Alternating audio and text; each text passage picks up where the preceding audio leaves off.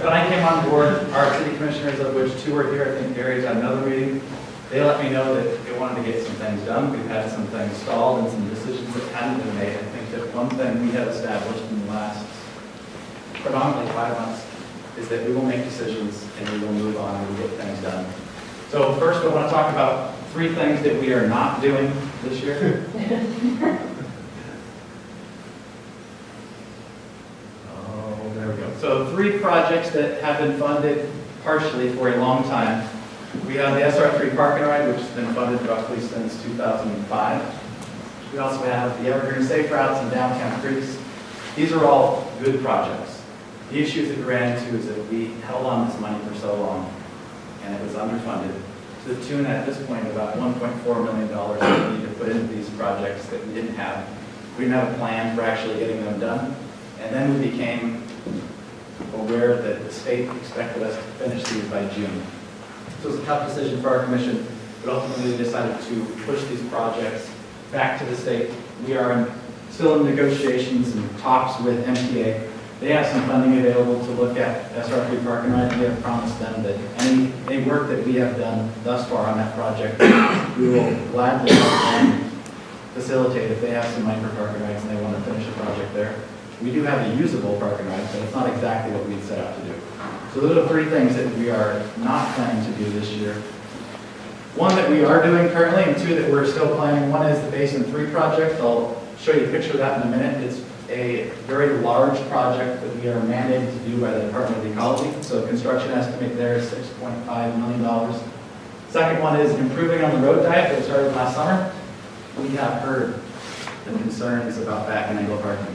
We will address that in a moment. We're also going to propose some ideas to the commission that take into account a lot of the things that people have let us know through various forms of feedback. And then finally, I have heard a number of times about restoring some bit of sanity back to Franklin Street in between the transit center and Safeway. So that's another thing we're going to bring forward to the commission to look at the return of potential return of 2-way traffic in between those 2 locations. So Basin 3 is roughly a quarter of downtown Shelton. You see inside this red shape, that's the library on the left, Mickey's Deli, all the way down there on the right. It covers 25 square blocks, so from Alder Street all the way to Henry, and then the North Cliff development up in the top left. This is an old sewer system that the state has informed us, well, years ago informed us we need to replace. We are doing it now. This project is funded. However, we have looked for every possible means to add more money in grants versus loans to this project. We've got roughly $2 million still remaining as loans, and we are working very diligently to reduce the cost of this project if at all possible, but hopefully to convert some of those loan monies into grant money. With this project, if anybody live in this neighborhood, I don't want to do, but anybody else live in this neighborhood? One nice thing that Craig has brought to his staff after he became public works director is he understands what it means to spend other people's money. And he has enforced on his staff that we are going to find a way to do things more efficiently. So this project, the budget for this project was $50,000 just to send out the right of entry forms for us to go onto your property and replace your lateral. Craig had his staff do that, and to date, what do you guys have back, 120? A little better than 120. So out of 208, 210 properties, they've already received 120 back signed, which has saved the city $30,000 in the last 4 weeks, or something that we normally would have done without asking. We would have just gone forward with that. So they've done a really good job. They're also looking at the potential that we can finish this project in conjunction with a larger paving project coming up. This is an iterative process down on Railroad, and this is a second draft of something that we're working at back at the office. So we expect to bring this forward to the commission for them to review and make a decision likely end of April, beginning of May. What we want to do is incorporate some of the things that we've heard about the road diet down on Railroad. So some of the things that we know are successful are those crosswalks that you have at 3rd and 5th. People like the non-slip red crosswalks. So we're looking to incorporate that design throughout the road from First all the way to Seventh. We've also heard that there's a little too much yellow, so we're working to figure out where we don't have to be yellow. So you can see on both sides of the street, we are going to propose likely that we go back to parallel parking and move parking back to the curb. We've also heard that people have a difficult time seeing around the corner. We think we can add an extra space on the south side of the street. And if we go back to parallel parking, we do free up some room to add something that we also hear a lot, which is there's nowhere to turn without blocking traffic. So what you see in the middle of this is a turn lane on the end, and then what is in the middle of that street? Panes. There it is. We like the design, and we have heard a lot of compliments about the red crosswalks, and we think that we probably need to provide a visual reminder to folks that you're not necessarily in the street, you're in the median. Even though the median's not going to be raised, we want to let people know that that isn't somewhere that, we don't want it to be like a public highway where you drive down the middle of the street. We also want to get this done, if the commission decides to go with this or something close to this, we want to get it done so that this could be a showcase for downtown during Forest Festival this year. We think that we can do this at a fairly low budget, and we can get it done in time so that come the beginning of June, you will see everybody marching down the street, right down the middle of that painted red highlight to show what we've done in listening to folks and their road diet concerns.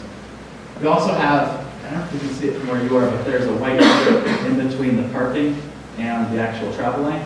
There's room in there for a buffer lane if we remove the back and angle parking, which allows folks the opportunity to have some space to actually parallel park without taking up the entire travel lane. Beyond that, we're looking at some ambitious projects for the future. So these aren't things that have been approved yet. We've been working through some ideas with the city commissioners, and then these will be brought forward in the near future. First one is a very large paving project that we want to do in conjunction with the Basin 3 project. So I showed you the map earlier. I'm not going to try to go back, but I could go back to that map. We want to combine two things: the sewer project that we're doing in Basin 3 with some much needed road repairs. We have held off road repairs in that area, so the historical district up by the library all the way down to Mickey's Deli, that area hasn't been paved really at all unless it's an emergency, because we've been waiting to go and tear up the road to Basin 3. We have about $1.2 million budgeted just to do trench work. So we've got a 6-foot trench in the road. We'll go back and patch it up. We want to see if we can turn that into actual road overlays and actually fixing those roads. And we also want to include Alder Street in that. So Alder from First all the way to 8 is in bad shape. And we think that if we can time this right, if we can go out and find the money, that we can do this so that we can utilize that $1.2 million that's already in Basin 3 and just repave at once, so we're not coming back a half decade later and redoing something that we had planned. Like I said, it's 25% of downtown. We also recognize that depending on the direction you're coming, it is the entry to downtown when you go down Alder. We have been out, Craig has met with a number of different partners around the community. He's met with MTA to talk about potential bus turnoff by the library. We're getting involved with the Mason Conservation District and asking them to help. He's reached out to the tribes, to Fish and Wildlife. We're looking for folks to help with this project because we recognize that a lot of people travel up and down Alder. PUD's been great about working with us to match the lighting that's on Railroad and potentially bring that over to Alder. So we're excited about this project. In all likelihood, it's probably a year and a half or 2 years away if we can get it funded. We also have a couple congested intersections along Falls Inland. So the first one that comes to mind is at Rockdale 13th intersection, which right now is a 4-way stop. And then the Shelton Springs Road intersection, those get pretty congested at times, and we're going to look to see if we can find a project to do a program through Falls Inland and help relieve that congestion. And then the final one that we're looking is a future project. It's probably 4 or 5 years down the road where we actually get to work on this thing. But the planning stages have already begun. So the railroad corridor study is something that we had in place last year, didn't get finished, which was good for us because we were able to give some more feedback to the consultants doing that work. We have asked them to stretch the downtown visioning committee work that now goes roughly 1st to 7th or 1st to 10th, stretch that all the way out to highway. And when they finish in May, we'll bring that forward to the commission, get their feedback, And the plan there will be that we work with the county so that they can have an entry and on their side of the railroad, have an entry into downtown that we can hopefully take what we're doing with the road diet, figure out what works, and then ultimately put together a very large plan to improve all of our railroad, which would essentially revitalize that whole area downtown. That is hopefully a very concise description of what we're doing.